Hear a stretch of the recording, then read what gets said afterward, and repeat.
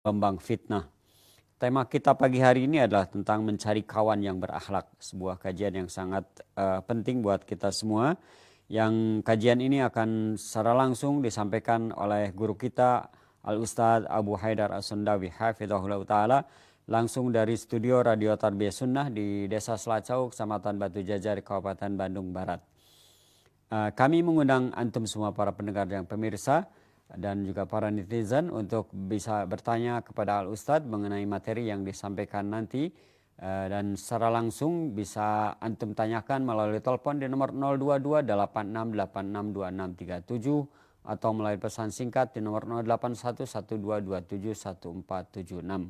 Dan bagi yang menyimak melalui sosmed baik YouTube, Facebook maupun juga Instagram, antum bisa mengajukan pertanyaan dengan cara menulis pertanyaan di kolom komentar. Alhamdulillah Ustadz sudah ada untuk bersiap menyampaikan kajiannya. Kita simak saja kajiannya dan kepada Al-Ustadz falyatafaddal mashkura. Baik.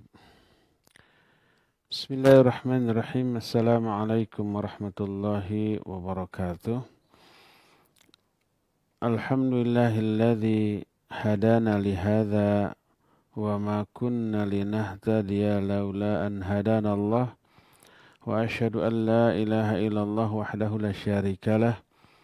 Wa asyhadu anna Muhammadan abduhu wa rasuluh. Ya ayyuhalladzina amanu taqullaha haqqa tuqatih wa la tamutunna illa wa antum muslimun. Ba'd.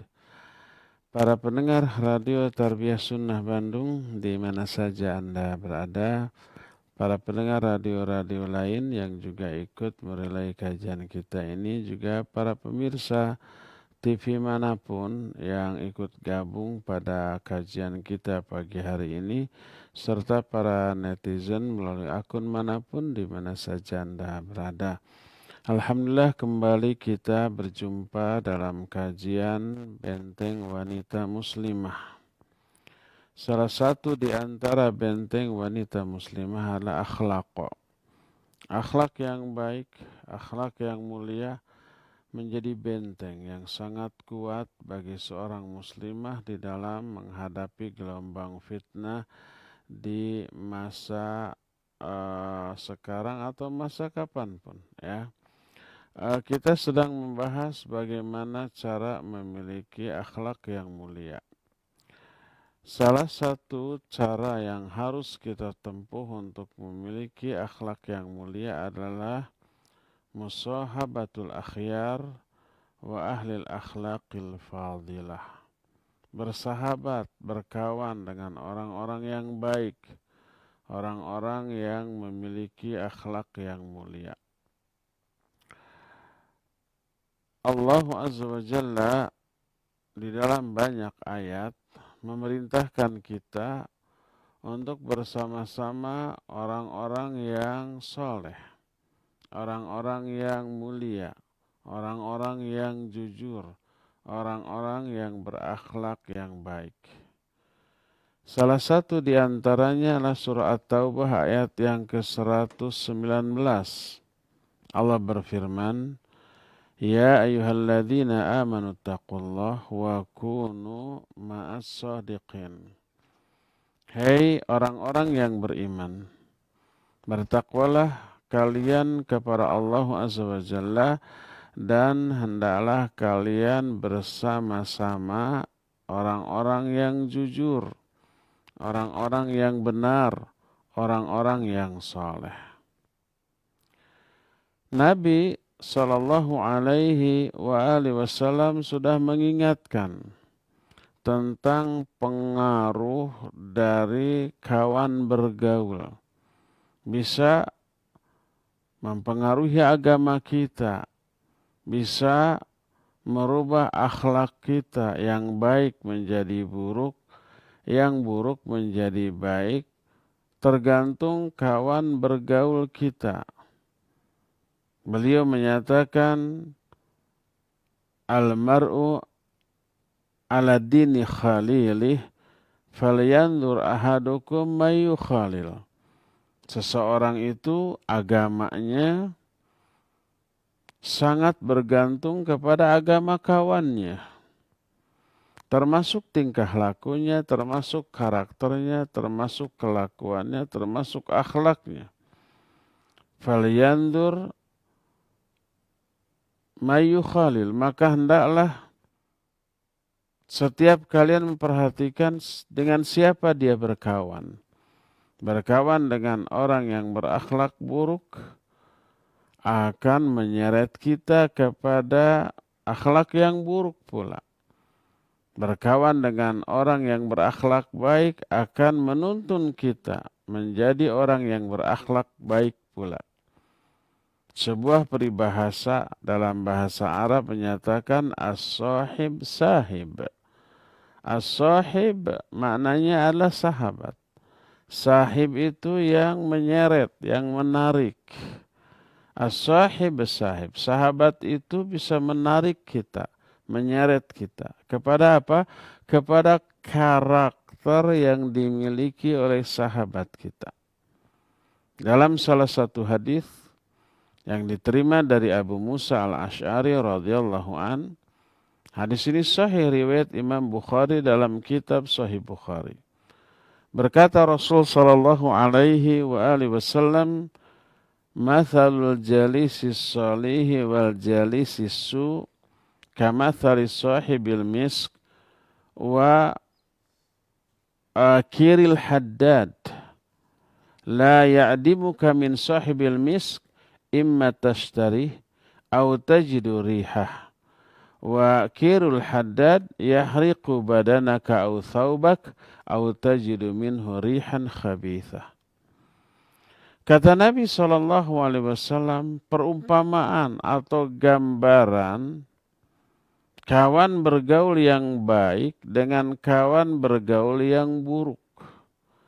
Taubahnya seperti pemilik atau penjual parfum minyak wangi dengan disebut kirul haddad. Kirul haddad itu orang yang yang katakanlah pembuat seluruh peralatan dari besi, pedang, atau umpamanya sepatu kuda, atau yang sejenis itu. Adapun orang yang bergaul dengan tukang parfum, maka tidak akan lepas dari dua kemungkinan. Mungkin engkau membeli parfum itu atau minimal engkau akan mencium aroma harum dari parfum yang dia jual.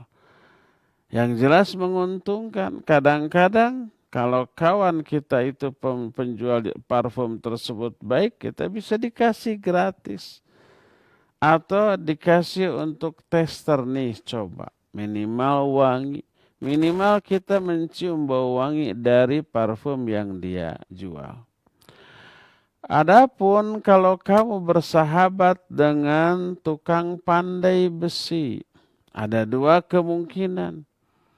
Mungkin kamu akan terbakar badanmu atau pakaianmu, atau terciprati oleh hawa panasnya, atau minimal kamu mencium aroma buruk dari besi yang terbakar tersebut.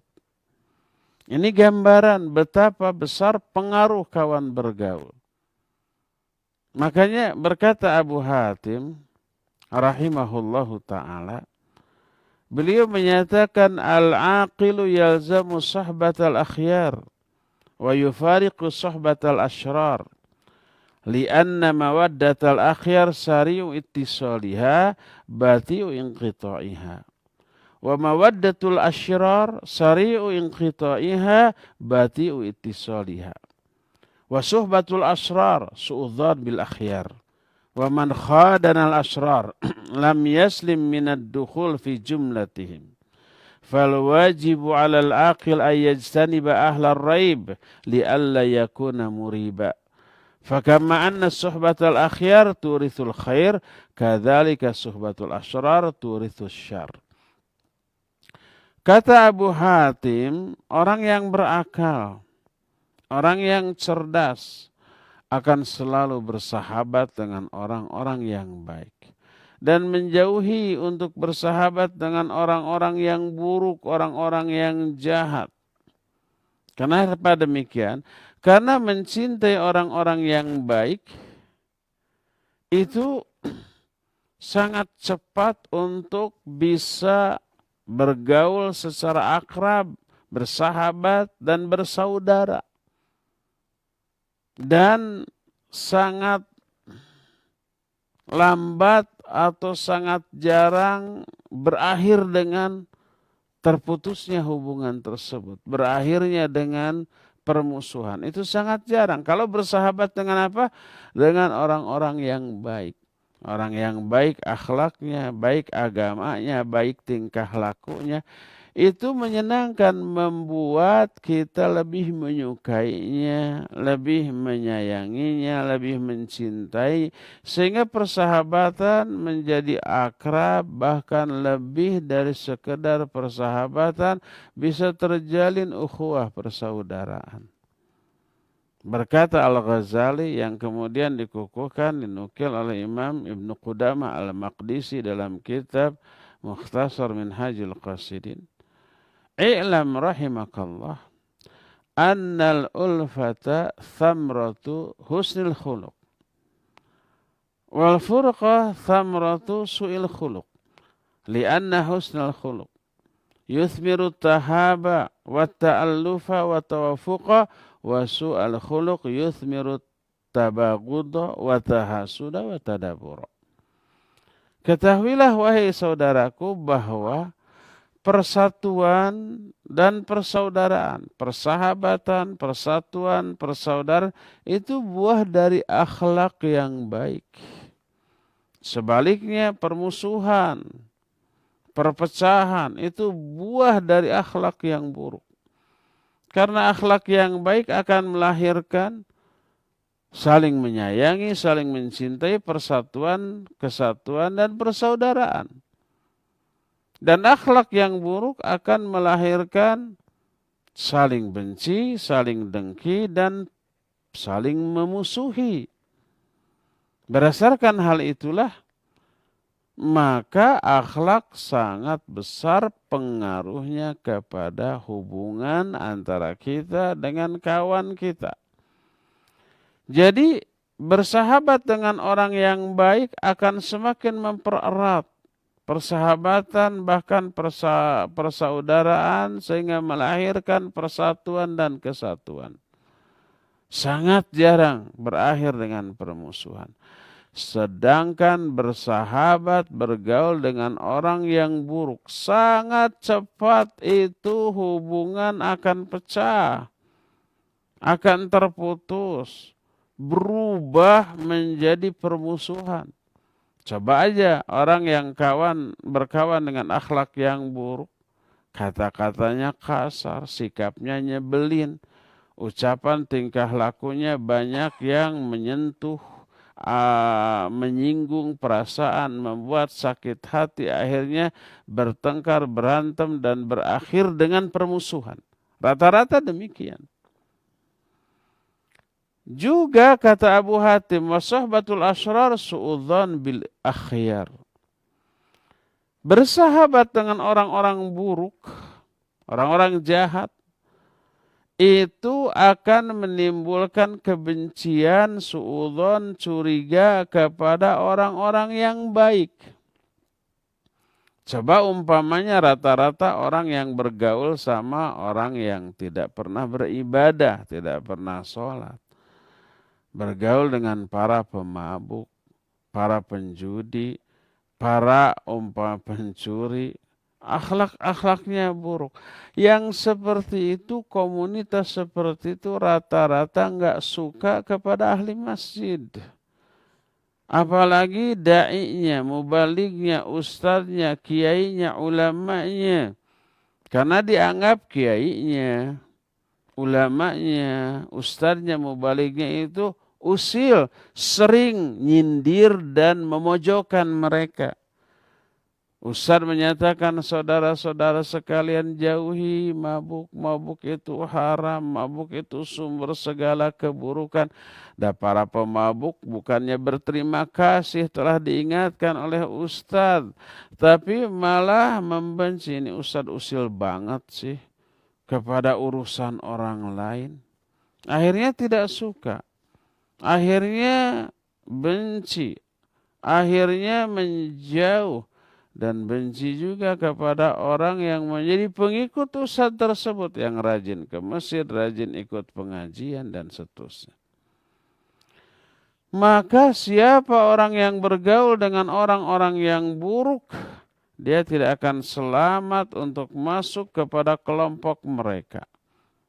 Lalu terseret akhlaknya menjadi akhlak yang buruk pula.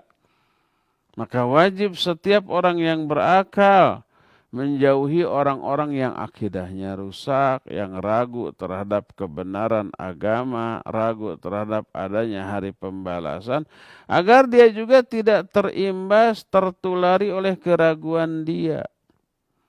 Apabila bersahabat dengan orang-orang yang baik, akan melahirkan kebaikan, maka bersahabat dengan orang-orang yang buruk juga akan melahirkan keburukan. Seorang penyair pernah menyatakan, "Alaika bi ikhwani thiqat, fa innahum qalilun, fasilhum duna man kunta tashab. Wa nafsaka akrimha wa sunha, fa innaha mata ma tujalisu salfal nas taghdab." Wajib kamu bersaudara dengan orang-orang yang terpercaya agamanya. Karena orang yang seperti itu sedikit. Bergaulah dengan mereka apabila kamu tidak bisa menjadi sahabat mereka. Minimal interaksi. Muliakan jiwamu dan pelihara kemuliaan jiwamu tersebut. Karena ketika kamu bersahabat dengan orang-orang bodoh, emosimu pasti lebih mudah untuk terpancing. Berdasarkan hal itulah maka bersahabat dengan orang-orang yang baik, berkawan dengan orang-orang yang soleh, akan lebih membersihkan akhlak-akhlak kita dari akhlak-akhlak yang buruk. Maka apabila efek pengaruh dari bersahabat itu demikian, maka hendaklah setiap orang yang berakal mencari, memilih kawan-kawan bergaul yang buruk sehingga membantu dia untuk meraih segala macam kebaikan dan membantu dia untuk menjauhi segala keburukan. Berkata Imam Ibnul Jauzi rahimahullahu ta'ala dalam Sayyidul Khatir, kata beliau, "Ma ra'aitu akthar adhan lil mu'minin min mukhalafati man la yasluh. Fa inna taba' yasriq. Fa illam yashtabih bihim wa lam yasriq minhum fatar an amalih." Aku tidak pernah melihat perkala yang lebih menyakitkan, lebih mengganggu seorang mukmin daripada bergaul dengan orang-orang yang tidak soleh. Bergaul dengan orang-orang durhaka. Bergaul dengan orang-orang yang buruk akhlaknya. Karena karakter dari jiwa selalu mencuri atau menyerap lingkungan sekitar. Maka kalau jiwa ini tidak menyerupai orang-orang buruk tersebut, atau tidak menyerap keburukan mereka, minimal jiwa tersebut akan malas untuk beramal. Berkata para ulama, "Innama sumya sadiqa li sidqihi wal adu aduwa li aduwihi alaik." Kawan dalam bahasa Arab disebut dengan sebutan sadiq wa sadiqi. Dia kawan saya. Kenapa disebut sadiq? Itu karena kebenarannya. Dianggap sadiq karena dia benar. Makanya kita jadikan dia berkawan. Adapun musuh disebut adu karena dia itu menyengsarakan. Dia itu memberikan madarat. Setiap yang memberi madarat disebut adu. Dan setiap orang yang menyeret mempengaruhi kita kepada kebenaran dan kebaikan disebut shadiq. Maka pada hakikatnya bersahabat, berkawan dengan orang yang merugikan kita, itu sebenarnya musuh. Setiap orang yang merugikan kita, itu musuh. Jangan jadikan musuh kita adalah orang terdekat kita. Maknanya jangan jadikan orang terdekat kita itu orang-orang yang memberi dampak buruk. Berkawan dengan orang yang buruk akhlak pada hakikatnya memelihara musuh yang merugikan kita. Ya.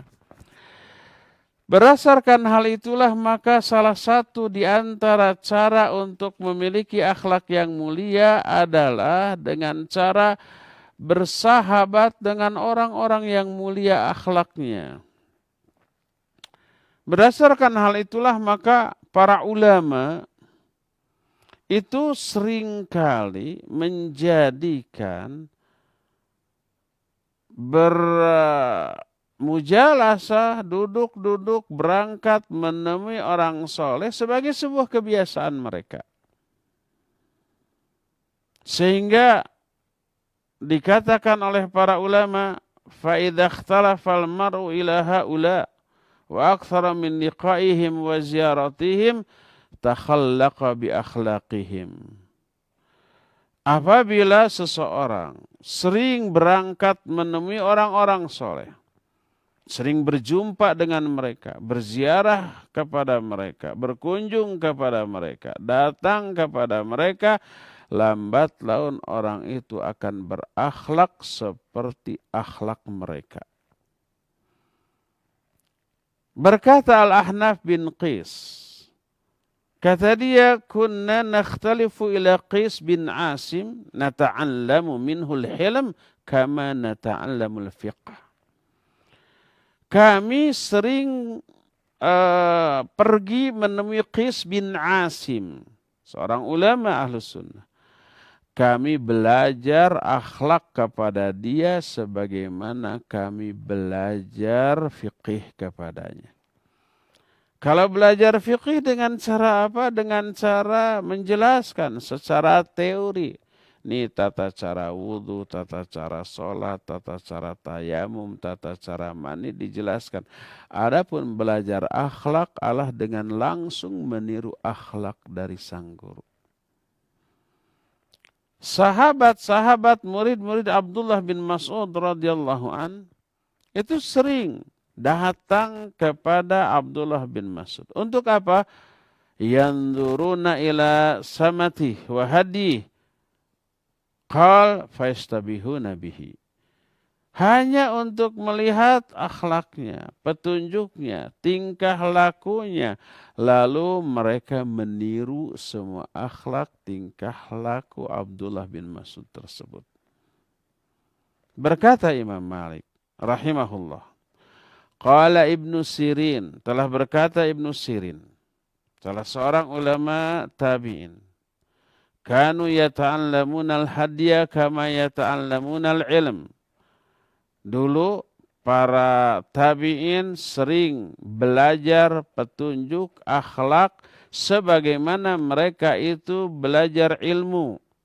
Lalu berkata, wa ba'atha Ibnu Sirin rajulan fanadhara kaifa hadiyal Qasim wa Ibnu Muhammad bin Abi Bakar As-Siddiq radhiyallahu anhu wa hala.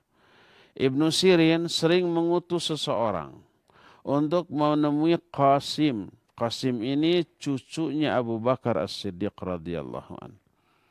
Ayah dari Qasim adalah Muhammad bin Abi Bakar As-Siddiq. Abu Bakar punya anak, salah satu anaknya itu namanya Muhammad. Muhammad punya anak namanya Qasim. Qasim seorang ulama Ahlus Sunnah sekaligus memiliki akhlak yang mulia. Ibnu Sirin sering mengutus orang memata-matai Qasim bagaimana akhlaknya, tingkah lakunya, lalu diberitahukan kepada Ibnu Sirin, lalu ditiru dalam kehidupan kesehariannya.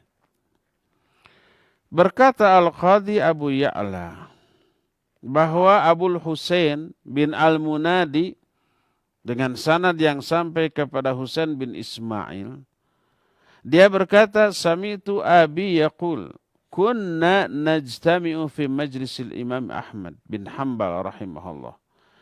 Zuha'a ala khamsati alaf aw yazidun aqala min khamsati mi'ah yaktubun wal baqi yata'allamuna minhu husnal adab wa husnal samat. Kata Ismail, kami berkumpul di majlis Imam Ahmad. Murid yang hadir itu lebih dari 5.000 orang. Tapi kurang dari 500 orang yang mencatat, yang menulis. Kurang dari 500 orang. Kurang dari 10% di antara yang hadir. Sisanya mereka belajar tentang adab yang baik, akhlak yang mulia langsung dari perilaku Imam Ahmad bin Hanbal rahimahullahu ta'ala. Berkata Ibrahim bin Habib bin Ash-Shahid kepada anaknya, dia berkata, ya bunayya, itil fuqaha wal ulama wa ta'allam minhum wa khudh min adabihim wa akhlaqihim wa hadihim fa inna dzaka ahabbu ilayya laka min katsiri minal hadis.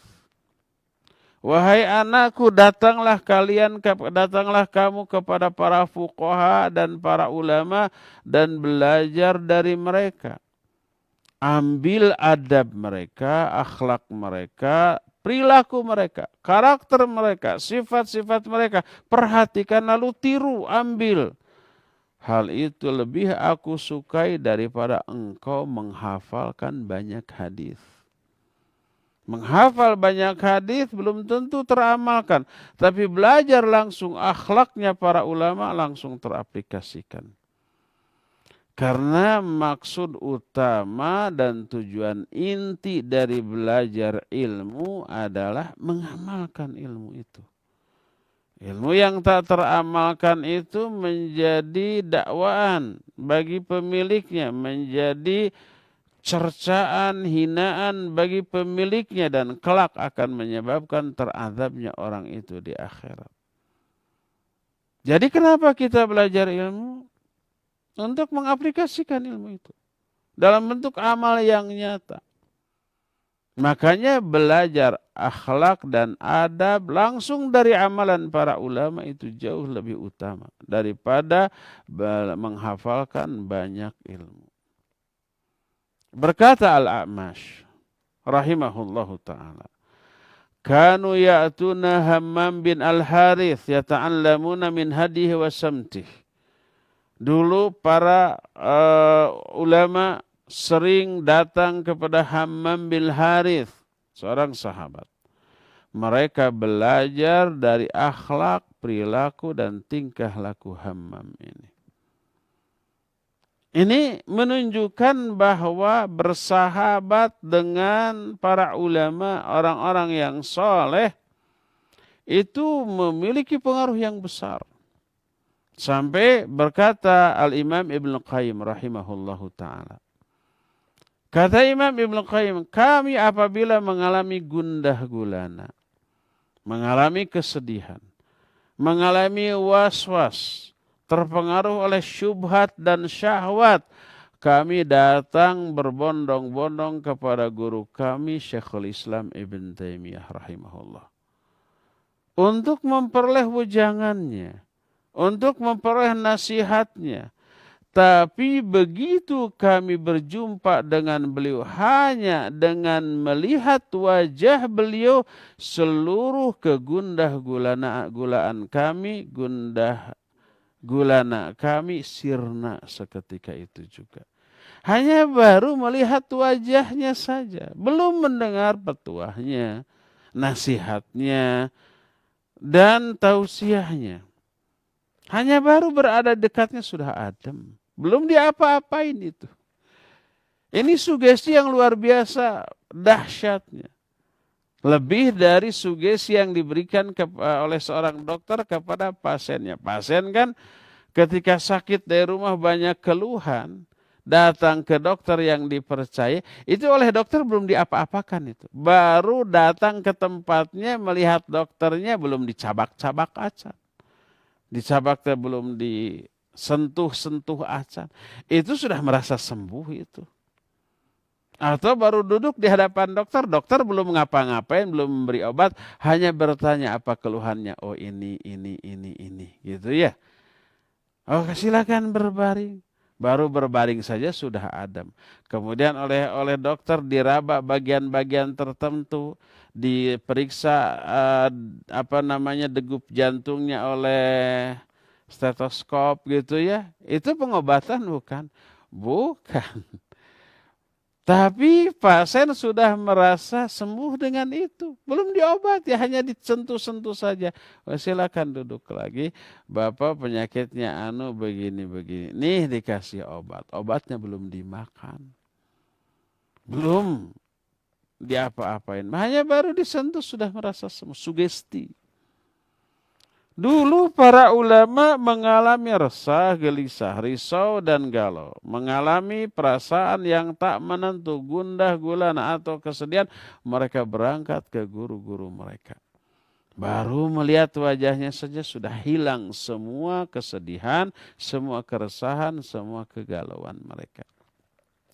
Padahal yang mengalaminya itu pun, murid-murid itu pun kaliber ulama seperti Imam Ibnu Qayyim rahimahullah. Siapa yang tidak kenal dengan Imam Ibnu Qayyim? Seorang yang bergelar Al-Hafidh di bidang hadis. Seorang pengarang kitab yang tebalnya ribuan halaman seperti Zadul Ma'ad fi Hadi Khairul Ibad, Ad-Da'u wad-Dawa, atau Madarijus Salikin, atau Ighathatul Lahafan, dan banyak lagi kitab-kitab yang lebih banyak membahas amalan-amalan hati, kondisi jiwa. Tapi pengarang yang sekali itu pun sering mengalami keresahan, kegelisahan, dan baru sembuh setelah melihat gurunya, Syekhul Islam Ibn Taimiyah rahimahullah ta'ala. Inilah pengaruh dari bergaul dengan orang-orang yang soleh, yang baik agamanya dan baik juga akhlaknya. Oleh karena itulah maka salah satu di antara kiat atau cara untuk memperoleh akhlak yang baik adalah bergaulah dengan orang-orang yang memiliki akhlak yang baik. Cari kawan yang berakhlak dan hindari gaul, berkawan, bersahabat, apalagi bersaudara dengan orang-orang yang buruk agamanya. Ingat Rasul SAW menyatakan, Anta ma'aman ahbabta. Kamu akan bersama-sama dengan orang yang kamu cintai. Kecintaan itu muncul karena intensitas dari bergaul, berteman, berkawan, bersahabat. Kalau kita berkawan, berteman, bersahabat, bahkan bersaudara dengan orang yang buruk agamanya, buruk akhlaknya, kita akan bersama-sama mereka sampai ke akhirat nanti. Makanya ada seorang sahabat datang kepada Rasul sallallahu alaihi wasallam, "Ya Rasulullah, mata sa'ah?" Wahai Rasulullah, kapankah hari kiamat? Ditanya tentang hari kiamat tersebut, Nabi SAW bukannya menjawab, tapi membalikkan pertanyaan. Kata beliau, ma'adaddalah. Emangnya apa yang kamu sudah persiapkan untuk menghadapi kiamat? Orang itu menjawab, tidak ada. Illa inni uhibbullaha wa rasulah. Tidak ada persiapan yang saya siapkan untuk menghadapi hari kiamat, kecuali saya mencintai Allah dan Rasulnya. Hanya itu saja. Apa kata Nabi SAW? Anta satakunu ma'aman ahbabta fil jannah. Engkau akan bersama-sama dengan orang yang engkau cintai di surga. Di akhiratnya pun akan bersama-sama dengan kawan bergaul kita yang kita suka, yang kita cintai. Mendengar begitu Abdullah bin Umar radhiyallahu anhu yang saat itu ada di sana langsung menyatakan fa uhibbur Rasul sallallahu alaihi wasallam wa Abu Bakar wa Umar wa arju an akuna ma'ahum. Maka aku pun mencintai Rasul sallallahu alaihi wasallam, Abu Bakar dan Umar, dan aku berharap aku akan bersama-sama mereka kelak di akhirat, di surga nanti. Bayangkan apabila orang yang kita cintai, yang kita selalu bergaul, dekat, bersahabat, bahkan dianggap bersaudara, orang yang buruk agamanya, orang yang buruk akidahnya, menyimpang, orang yang buruk akhlaknya, orang yang ahli maksiat, orang yang tukang berbuat dosa dan berbuat durhaka. Kita cintai dia, kita bergaul rapat dengan dia, kita akan bersama-sama dengan dia sampai di akhirat nanti, waliyadzubillah. Berdasarkan hal itulah maka salah satu cara untuk memiliki akhlak yang mulia adalah bergaul dengan orang-orang yang berakhlak. Mencari kawan yang berakhlak, mencari orang yang baik agamanya untuk kita jadikan sahabat, kawan dekat, bahkan saudara. Ya, inilah kajian kita di pagi hari ini dan cukup sampai di sini. Dan kita masih punya sisa waktu untuk bertanya jawab. Wassallallahu ala nabiyina Muhammadin wa ala alihi wasallam. Mangga aja. Syukuran Ustaz atas penyampaian kajian di pagi hari ini dan yang sangat bermanfaat bagi kita semua. Dan untuk selanjutnya kami akan buka sesi tanya jawab. Kami persilakan bagi para pendengar juga pemirsa bisa bertanya secara langsung kepada Al-Ustaz melalui telepon di nomor 022 86862637 atau melalui pesan singkat di nomor 081 122271476. Baik, sudah ada penelpon yang masuk, kita angkat. Halo.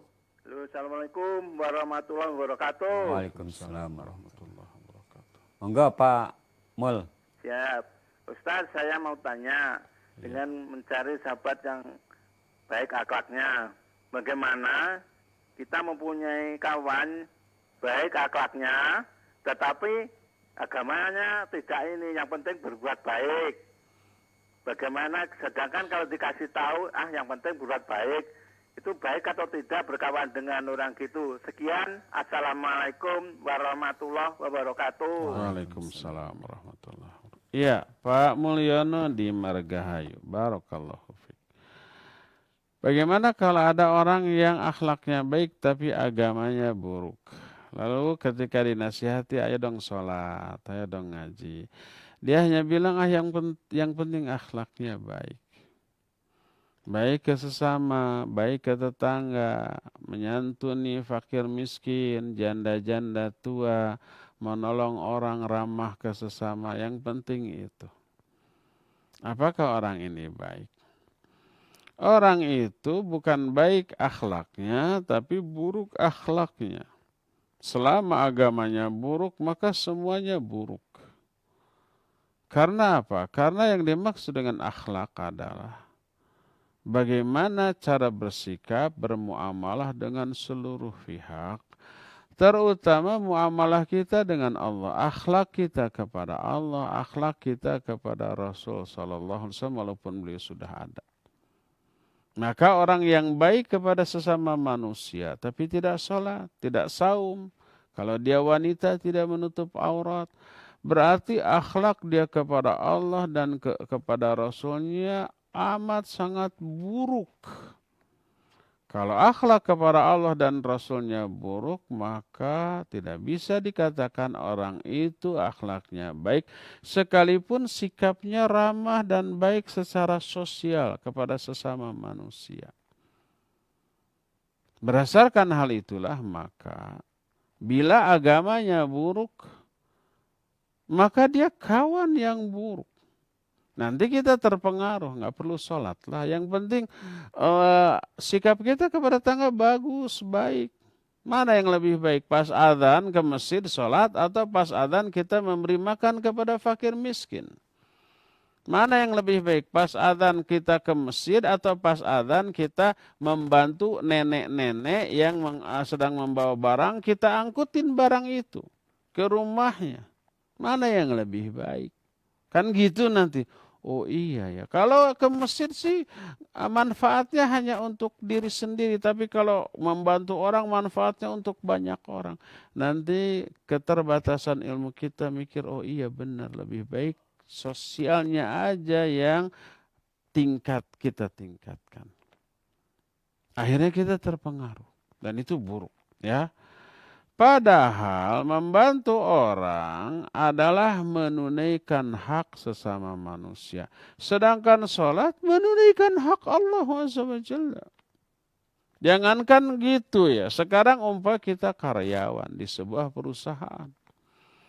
Bos kita menyuruh kita mengerjakan sesuatu. Ini data ini olah nih. Kalau ada yang salah diluruskan, dikoreksi. Pas kita akan mengerjakan, nih waktu kamu hanya sejam harus sudah beres. Pas waktu kita akan mengerjakan, kawan kita membutuhkan bantuan. Tolong ini gimana gitu. Mana yang lebih kita dahulukan? Ya pasti mengerjakan tugas dari bos. Karena apa? Bos itu orangnya yang menggaji kita, memberi fasilitas kepada kita, memberi banyak keuntungan kepada kita.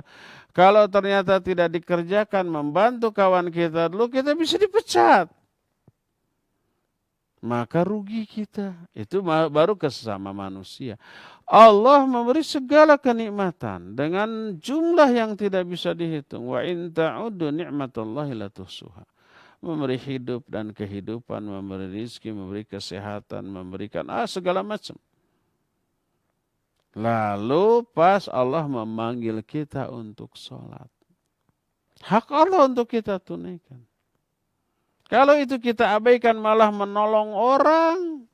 Di saat kita harus menghadap Allah. Berarti akhlak kita kepada Allah super buruk. Menolong orang hukumnya sunnah dan menunaikan hak sesama makhluk.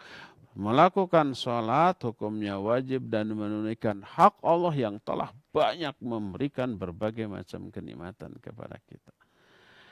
Jadi yang dimaksud akhlak yang paling utama akhlak kita kepada Allah. Tauhid kita harus lurus, akidah kita harus benar, laksanakan semua perintahnya, jauhi semua larangan. Itu akhlak kita kepada Allah. Kalau itu tidak ditunaikan, maka akhlak orang itu kepada Allah sangat buruk sekali. Walaupun akhlak kepada sama manusia mungkin baik, tetap orang itu disebut berakhlak buruk dan jangan bergaul dengan orang seperti itu karena bisa menyeret kita kepada karakter seperti yang dia miliki ya. Wallahu a'lam. Silakan lagi. Nah, syukran Ustaz atas jawabannya. Kami kembali mengundang antum semua, para pendengar juga pemirsa, terutama ibu-ibu karena ini adalah kajian muslimah, untuk bertanya secara langsung kepada Al-Ustaz melalui telepon di nomor 022 86862637. Baik, kalau belum ada, kami bacakan terlebih dahulu pertanyaan yang masuk dari pesan singkat Ustaz. Assalamualaikum warahmatullahi wabarakatuh Ustaz. Bagaimana sikap kita apabila berakhlak baik kepada keluarga yang datang bertamu, malah mereka keseringan datang ke rumah dan malah berbuat semau mereka di rumah kita. Dan perbuatan baik lainnya yang kita lakukan malah dimanfaatkan mereka untuk mengandalkan kita. Mohon penjelasannya Ustaz. Jazakallahu khairan. Barakallahu fiik. Ada saudara atau kerabat, kita bantu mereka, kita berbuat baik kepada mereka. Apa akibatnya? Akibatnya mereka berani. Dikasih hati, minta jantung. Hati dengan jantung beda ya? Beda. Hati mah liver, jantung mah jantung. Iya. Dikasih liver, minta jantung. Jadi karena ketika dia bertamu ke kita, ya kita muliakan, kita kasih makan dengan menu yang terbaik, ya pulangnya dikasih ongkos. Akhirnya keseringan tiap hari datang. Terus berani, tadinya masuk ruang tamu saja. Begitu karena kebiasaan kita selalu ngasih makan, begitu masuk ruang tamu langsung masuk ke dalam, ke dapur. Nyuk sangu sendiri. dan seterusnya. Bagaimana yang seperti itu? Taib, barakallahu fiik. Memuliakan tamu itu wajib, tapi ada batasannya. Tamu maksimal 3 hari, lewat 3 hari kita boleh mengusirnya. Itu yang pertama. Kedua, boleh bagi kita apabila kita memiliki kewajiban yang lain. Boleh kita ini tidak menerima tamu apabila kedatangannya itu menyebabkan kita lalai dari tugas dan tanggung jawab kita. Sebagai contoh, seorang istri punya kewajiban kepada suami dan anak-anaknya. Ketika suaminya tidak ada, istrinya itu wajib beres-beres di rumah. Untuk menyambut kedatangan suami, begitu suami pulang, kondisi rumahnya sudah beres, wangi, rapi. Juga punya kewajiban mempersiapkan makanan untuk suaminya dan anak-anak ketika pulang. Masak gitu ya dan seterusnya. Nah, lalu datang tamu sesama akhwat. Rata-rata kan ngerumpi. Tamu ini selalu mengajak ngobrol panjang. Bisa berjam-jam. Mengakibatkan apa? Mengakibatkan kewajiban dia kepada suami dan anaknya terabaikan. Si tamu pulang, rumah masih berantakan, makanan untuk suaminya belum siap, suami pulang dalam keadaan rumahnya masih aut-autan. Kecewa dia. Lapar, mana makanan? Belum matang, berasnya juga tuh belum dicuci, belum masuk rice cooker. Marah nggak suami? Marah. Kewajiban yang lebih pokok kepada suami dan anak-anak terabaikan hanya untuk memenuhi keinginan si tamu yang datang. Maka boleh kita menolak. Makanya Allah dalam Al-Quran menyatakan فَإِذَا قِيلَ لَكُمْ ارْجِعُوا فَارْجِعُوا. Kalau ketika kamu bertamu, lalu si pribumi menyatakan kembali kamu, pulang dulu. Maka pulanglah. Jangan maksa. Ya, ini kan saya tamu, harus dimuliakan dong. Maka pulang, wajib kita pulang. Idza qila lakum irji'u farji'u. Kalau dikatakan kepada kamu sebagai tamu, pulang. Mungkin si pribumi ada sesuatu yang lebih penting daripada sekedar memuliakan tamu. Mungkin dia punya anak yang sedang sakit, yang harus dirawat. Mungkin dia punya pekerjaan yang penting yang menjadi kewajiban dia. Maka tidak bisa menerima tamu, tolak tamu itu. Makanya para ulama, saya tidak langsung mendengar, tapi ada seorang ikhwah, ustadz dari Indonesia, bertamu kepada salah seorang syekh di Yordania, Syekh Ali Hasan Al-Asir rahimahullahu ta'ala. Beliau itu orang yang produktif menulis. Mungkin ada janji dengan percetakan ya untuk menyelesaikan jadi nulis. Ketika ada tamu yang tidak ada janji, mohon maaf, dengan ramah, dengan santun, saya sedang dikejar deadline, tidak bisa menerima tamu. Mohon maaf, datanglah lagi hari jam sekian. Ini yang datang dari luar negeri ditolak saja karena memang tidak ada janji. Al-Quran menyatakan idza qila lakum irji'u farji'u. Kalau dikatakan kepada kamu pulang, wajib. Menunjukkan dibolehkannya pribumi menolak tamu apabila mengabaikan dia dari kewajiban yang lainnya, ya.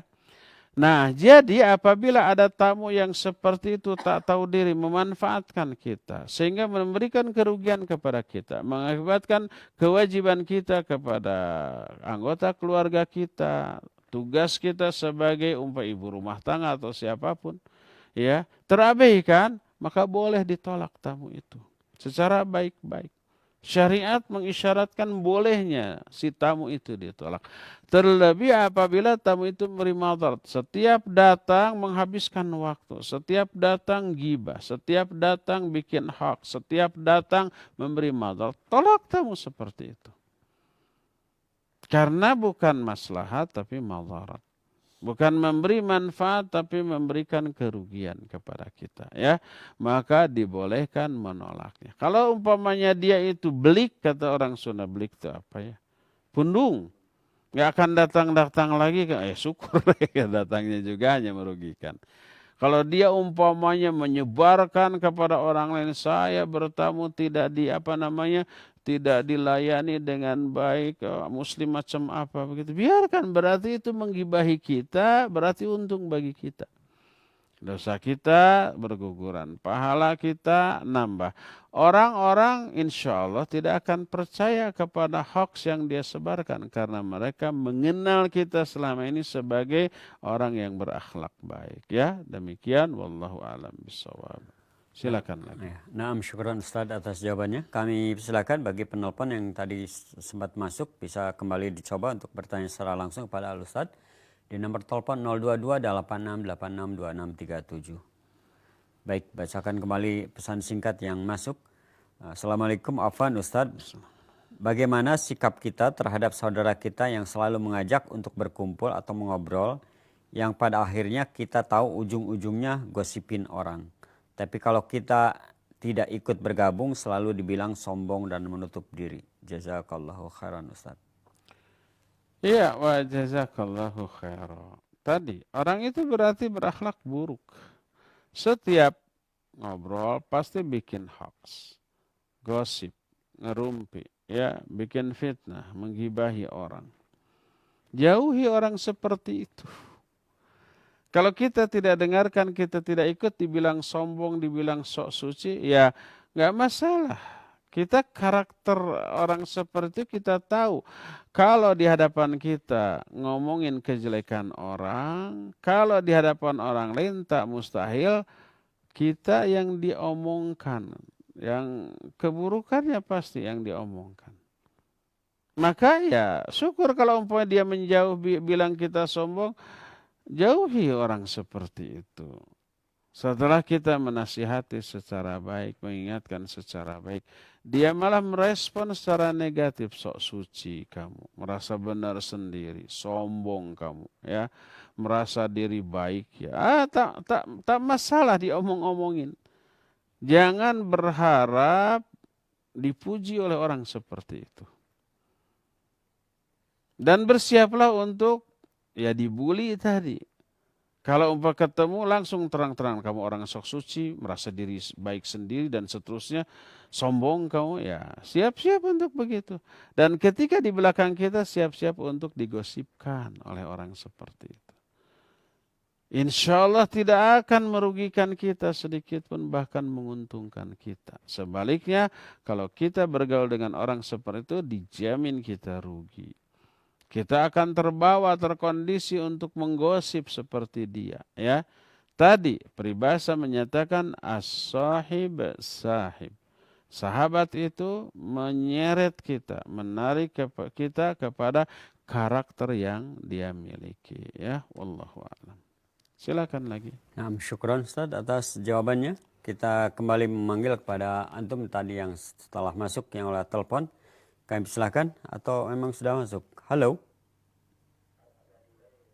Oh, ada delay ya. Ada delay. Kita bacakan terlebih dahulu dari WA, nanti kalau misalkan ada masuk kita angkat. Bismillah Ustadz, di manakah Anda bisa belajar mengenai adab dan akhlak sekarang ini? Adakah kitab yang bisa jadi rujukan atau kajian yang bisa Anda ikuti? Barakallahu fiik. Iya, ini kajian kita sekarang membahas akhlak. Kajian kitab Riyadhus Shalihin. Riyadhus Shalihin itu tentang akhlak. Dan kita membahasnya setiap hari ahad pagi ya, yang sering absen. Atau Rabu pagi pakai bahasa Sunda ya. Jadwal bahasa Sunda Rabu pagi ini selama ini susah untuk saya penuhi. Kita akan pindah menjadi ahad subuh ya, ahad pagi insyaallah. Ya nanti membahas akhlak ya. Nah, akhlak yang kitab akhlak yang kita bisa baca diantaranya adalah yang sedang saya bahas ini, namanya Mausu'atul Akhlak ya. Mausu'ah itu ensiklopedia. Jadi kumpulan tulisan tentang akhlak ya.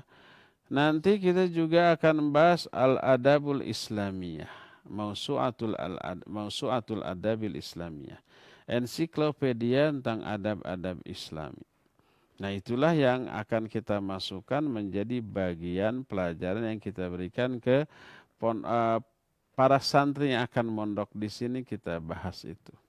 Termasuk ada kajian khusus para pengurus yayasan.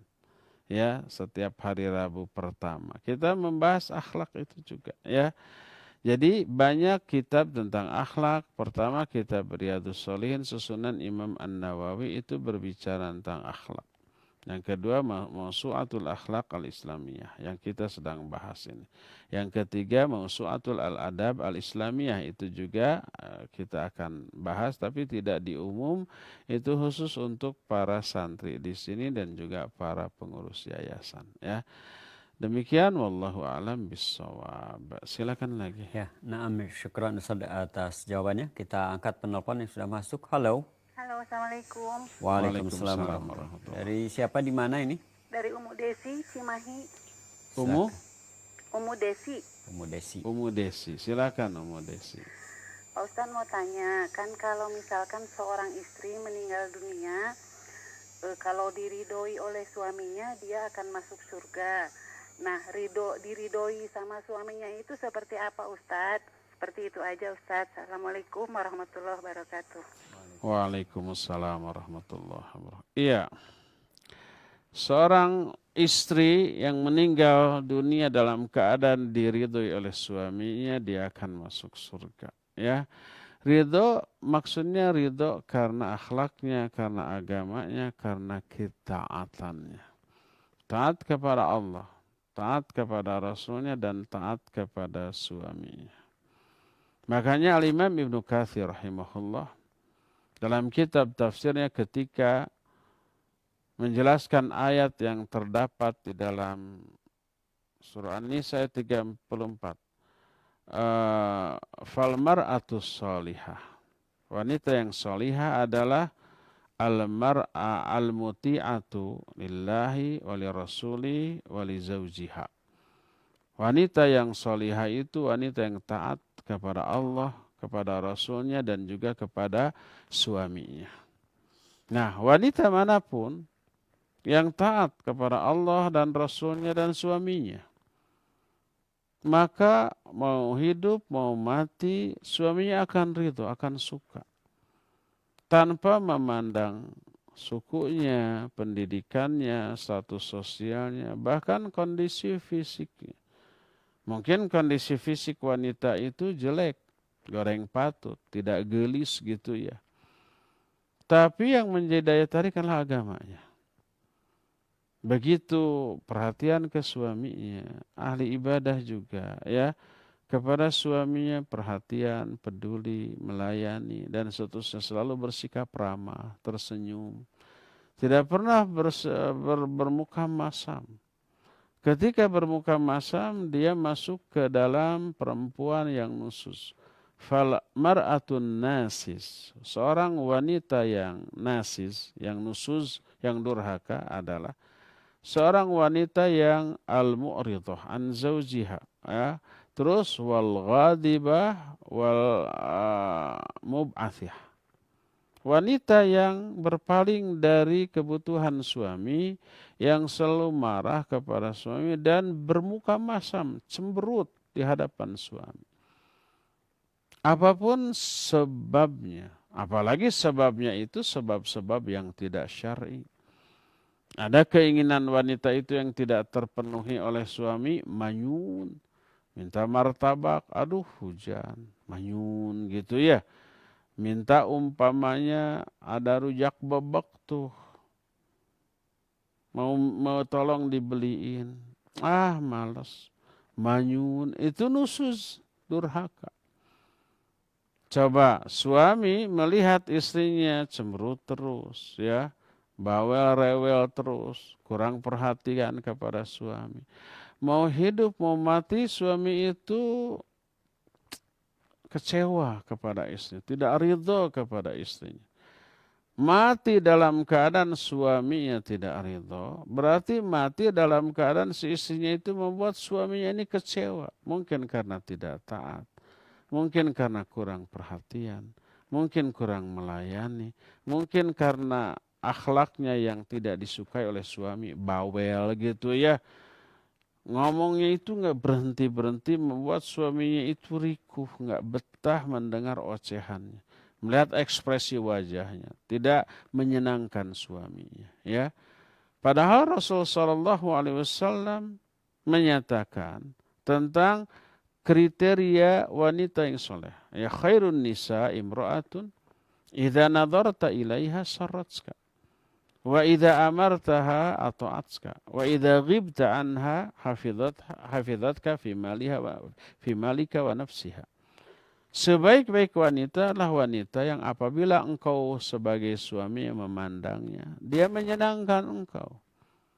Bukan sekedar cantik, wah istri saya mah goreng patut, jadi kalau ketika saya lihat tidak menyenangkan. Bukan itu, tapi ekspresi wajahnya, tingkah lakunya selalu menyenangkan suaminya. Idza nadharta ilaiha sarratska, membuat engkau itu senang, suka. Karena senyum terus, karena ramah, karena perhatian. Wa idza amartaha ata'atska, kalau kamu merintahkan kepada dia, dia itu pasti akan mentaatimu. Wa idza ghibta anha hafidhatska fi malika wa nafsiha. Kalau engkau tidak ada di hadapannya, maka dia memelihara hartamu dan memelihara kehormatan dirinya.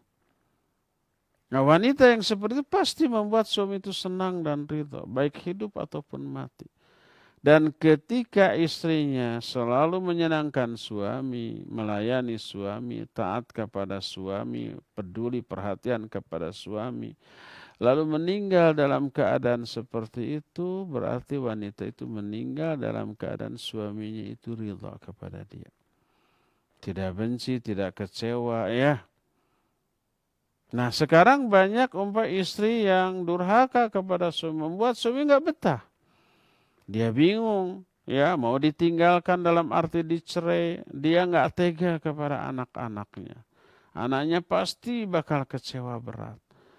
Dipertahankan terus, membuat dia itu menderita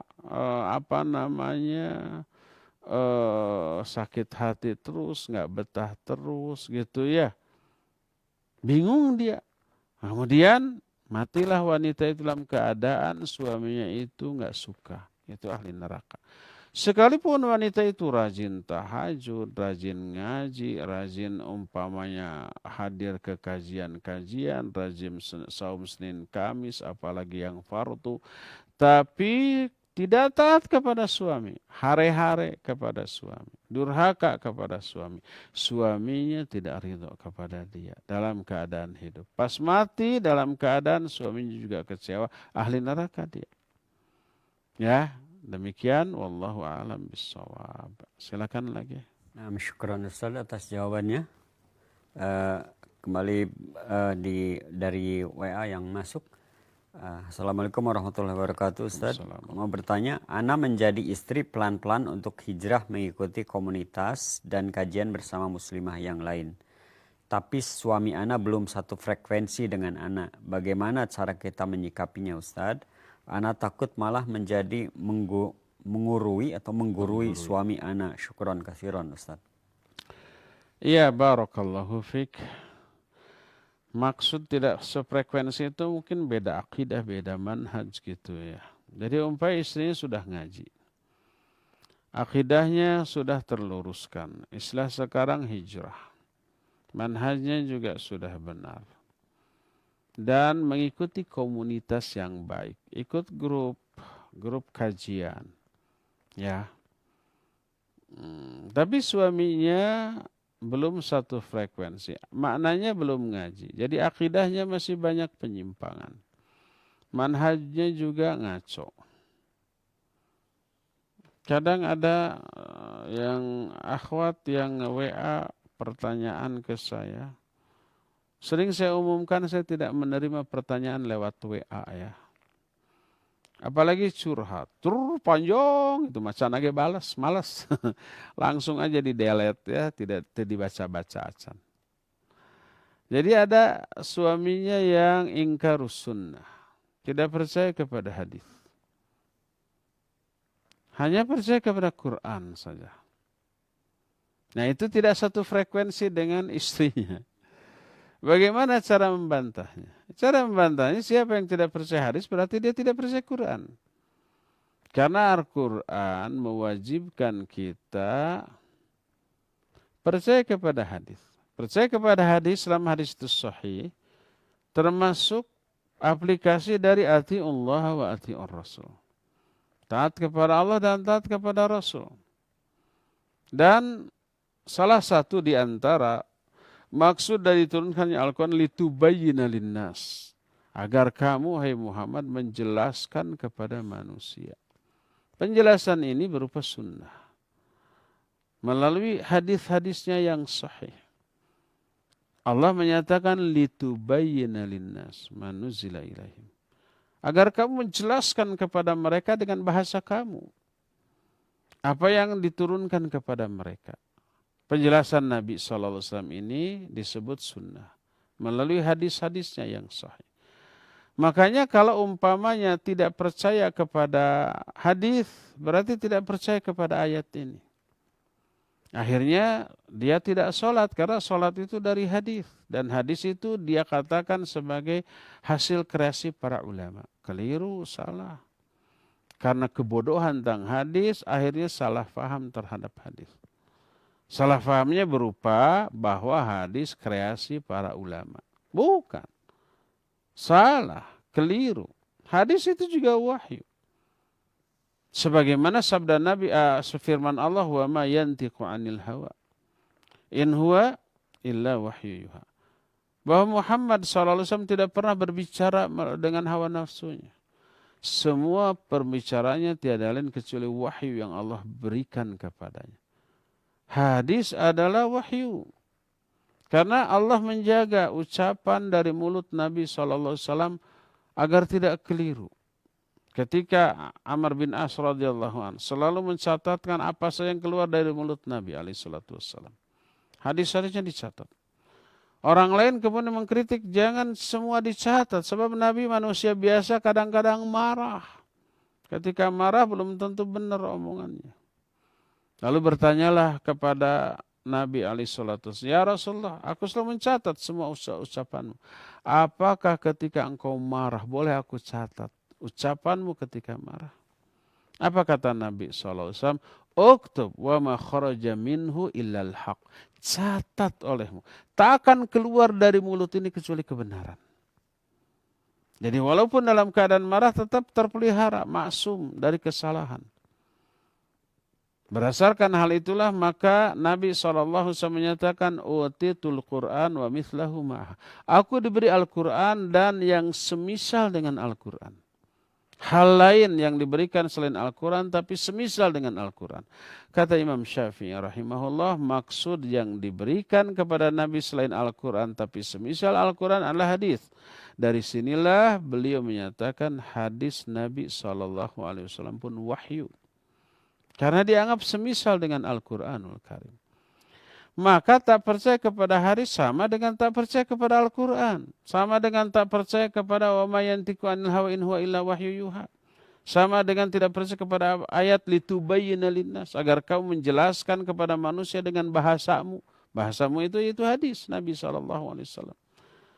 Maka ketika Al-Quran menyatakan aqimus sholah, dirikan olehmu sholat, lalu tidak percaya kepada hadis, bagaimana cara sholatnya? Apa ngarang-ngarang sendiri? Yang penting mas sholat. Tidak hanya yang penting sholat, tapi yang penting juga bagaimana caranya sholat. Sallu kama ra'aitumuni usolli. Sholatlah kalian sebagaimana kalian melihat aku sholat. Kalau kita sholat tapi semau kita, cara sholatnya tertolak. Ya. Berdasarkan hal itulah maka suami yang belum satu frekuensi menimbulkan masalah dalam pelaksanaan agama. Apa yang harus kita lakukan? Tuntun suami.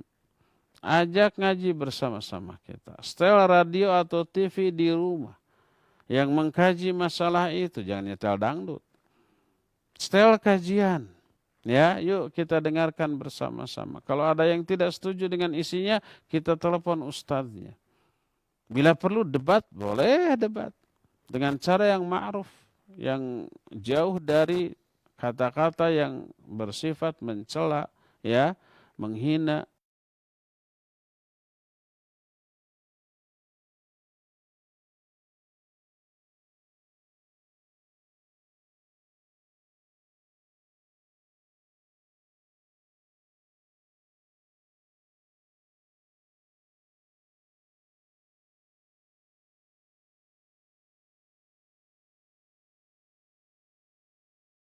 Insya Allah nanti akan.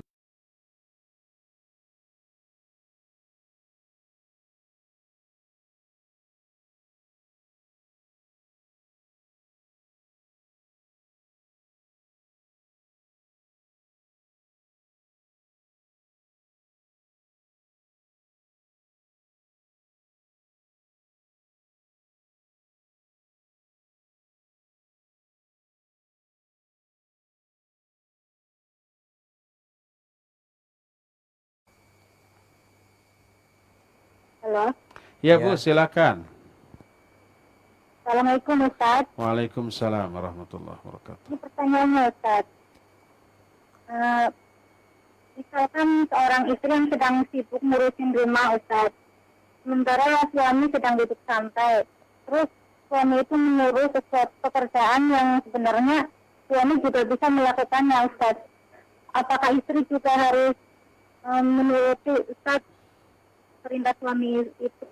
Sedangkan istri sedang sibuk Ustaz. Bagaimana Ustaz? Iya. Sudah, Bu? Ustaz, Ustaz. Assalamualaikum warahmatullahi wabarakatuh. Waalaikumsalam warahmatullahi wabarakatuh. Iya, barakallahu fiik Ibu di Jawa Tengah ya.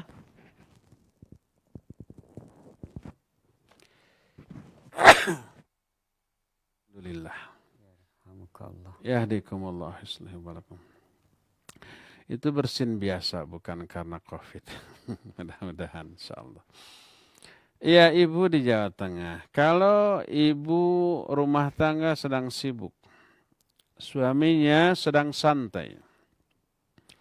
Lalu suami menyuruh istrinya melakukan sesuatu yang ringan, padahal suaminya bisa mengerjakan sendiri. Apa yang harus dilakukan oleh seorang istri? Taib, ini sangat tergantung kepada kesibukan yang sedang ibu lakukan dan kondisi santainya suami. Kalau kesibukan yang ibu sedang lakukan itu bisa ditinggalkan sesaat, semenit, 2 menit. Untuk memenuhi perintah suaminya, tinggalkan dulu. Umpamanya sedang nyapu, kata suaminya, Bu, tolong bikinin dulu kopi. Maka bikinkan kopi. Ketika membuat kopi menyenangkan suami atau tidak? Iya, menyenangkan suami. Ada pahala enggak?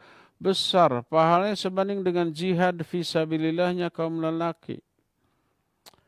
Hadisnya sahih riwayat Imam Muslim dalam kitab Sahih Muslim dari Asma binti Yazid radhiyallahu anha. Kata Rasul SAW ketika ditanya oleh Asma bahwa lelaki itu ketika jihad, kami yang memelihara anaknya dan hartanya. Apa kami sama pahalanya dengan lelaki? Apa kata Nabi SAW? Kata beliau, Insarifi ya Asma, wakhbiri mawwara'aki minan nisa. Pulang kau Asma. Sampaikan kepada wanita di belakangmu bahwa bagusnya sikapmu kepada suamimu dan ikhtiarmu ketika menyenangkan hati suamimu ta'dilu kullama dzakart. Itu pahalanya sebanding dengan amalan jihad yang kamu sebutkan tadi.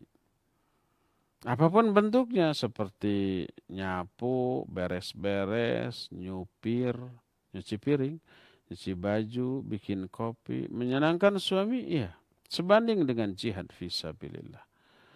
Tapi kan suami lagi santai. Coba perhatikan. Mungkin suami lagi santai itu karena ketika libur. Sabtu atau Ahad. Hari-hari biasanya lelah, capek, penat. Hari libur adalah hari ketika dia harus recovery, harus pemulihan, harus refreshing. Banyak istri menuntut ketika libur malah bantu-bantu kong di rumah. Bantu nyuci, bantu ngepel, atau pas libur suami yang kerja di rumah, istrinya yang relax umpamanya. Giliran. Lu apakah di hari-hari tidak libur suami itu relax? Santai? Ya enggak, mereka kerja. Ketika libur perlu recovery. Kalau ketika libur dia harus bantu istrinya ngepel begini-begini, capek. Besoknya ketika hari Senin harus kerja, dia sudah terkuras energinya. Akhirnya tidak maksimal. Bisa disanksi oleh perusahaannya, bahkan bisa berakhir dengan pemecatan. Jadi di rumah dia butuh refreshing, butuh santai-santai, butuh istirahat. Ya, ketika itu ya harus dimaklumi oleh istrinya. Kenapa umpamanya istrinya sibuk, suami santai-santai? Emang suami santai itu butuh santai untuk pemulihan stamina, pikiran, perasaan yang selama ini terkuras di tempat kerja di hari-hari biasanya. Biarkan suami santai.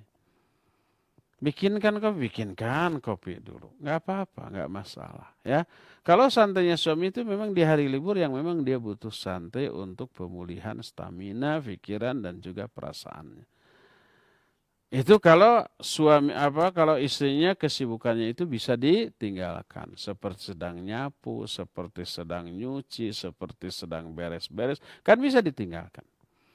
Kecuali kalau pekerjaannya itu tidak bisa ditinggalkan, umpamanya lagi masak. Kalau umpamanya disuruh dulu bikin kopi bisa gosong. Kalau dimatikan dulu nanti nggak sempurna gitu ya matangnya dan seterusnya. Bilang baik-baik kepada suami, sebentar Pak ya, selesaikan dulu masak saya. 5 menit insya Allah kopi tersedia.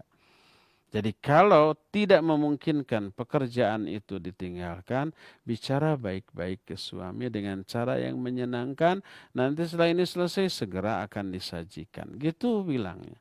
Tapi kalau bisa ditinggalkan, tinggalkan dulu, kemudian layani suami dengan sebaik-baiknya ya. Dan kalau suami santai, istri sibuk, ya memang butuh santai. Biarkan dia santai agar apa? Agar nanti besoknya kalau kerja bisa menunaikan kewajibannya dalam rangka mencari nafkah untuk istri dan anak-anaknya. Ya, demikian Bu, cukup sampai di sini. Insya Allah kita akan jumpa lagi di hari Kamis bulan yang akan datang.